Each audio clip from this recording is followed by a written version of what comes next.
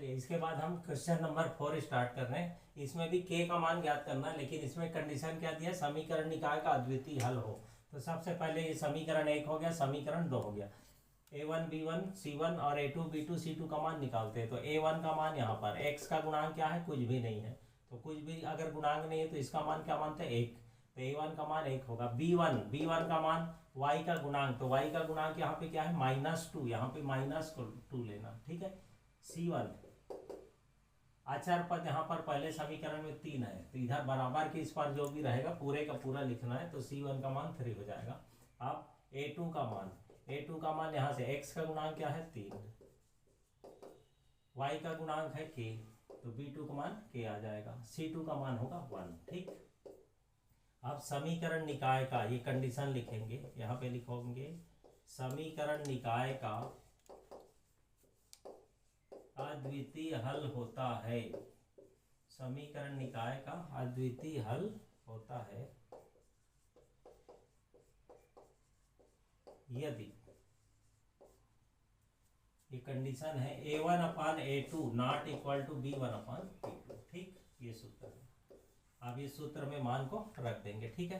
तो a1 का मान है 1, a2 का मान है 3 नॉट इक्वल, b1 का मान है -2 अपान b2 का मान है k, ठीक। अब इसको क्या करेंगे, यहाँ पर तिर्यक गुणा कर देते हैं, ये तिर्यक गुणा कर लेंगे, ठीक है। तो 1 इंटू के ये हो गया 1 के बराबर नहीं है, -2 तिया 6, ये आ जाएगा 6, ठीक है। तो k बराबर आ जाएगा, k बराबर नहीं है -6, ये हमारा k का मान आ जाएगा, ठीक है।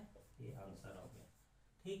इसी प्रकार से ये क्वेश्चन 3 दिया हुआ है, इसको भी हम आसानी से हल कर सकते हैं, ठीक है। तो a1 का मान होगा इसमें k, x के साथ जो रहेगा वो a1 का मान, b1 का मान क्या आएगा, y का गुणांक 3 है, 3 लिखेंगे।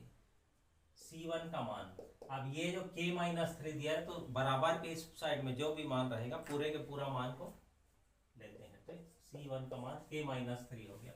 यहाँ पर a2 का मान हो जाएगा 12, b2 का मान होगा k, c2 का मान होगा k, ठीक। अब यहाँ पे लिखेंगे समीकरण निकाय का अद्वितीय हल होता है, अद्वितीय हल होता है यदि a1/a2 not equal to b1/b2। ये सूत्र है, इस सूत्र को लिखेंगे, ठीक है।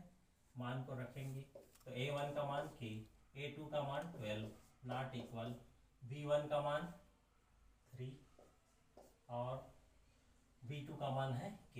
अब इसको गुणा करेंगे तो k इंटू के क्या हो जाएगा, k गुना k बराबर नहीं है 12 गुना 3, तिर्यक गुणा करते हैं यहाँ पर, ठीक है। इन दोनों को गुणा करना और इन दोनों को गुणा करेंगे, ठीक है। तो k इंटू के क्या आ जाएगा, k² बराबर नहीं है, 12 को 3 से गुणा करेंगे तो 12 तिया कितना हो जाएगा, 36, ठीक है। अब क्या करेंगे, यहाँ से वर्ग हटाते हैं, तो जब भी वर्ग हटाते हैं तो क्या करते हैं, प्लस माइनस करके वर्गमूल लगाते हैं, ठीक है। तो प्लस माइनस वर्गमूल 36, 36 का वर्गमूल कितना होता है, 6। तो k बराबर नहीं है +-6, ये हमारा आंसर आ जाएगा, ठीक। तो k का मान क्या होगा, +-6, ठीक है। तो इस प्रकार से सूत्र याद होने से हम प्रश्नों को आसानी से हल कर सकते हैं। इसी प्रकार का और क्वेश्चन है, इस क्वेश्चन को आपको अगर समझना है या देखना है जो भी है, तो उसके लिए आप कांटेक्ट कर सकते हैं।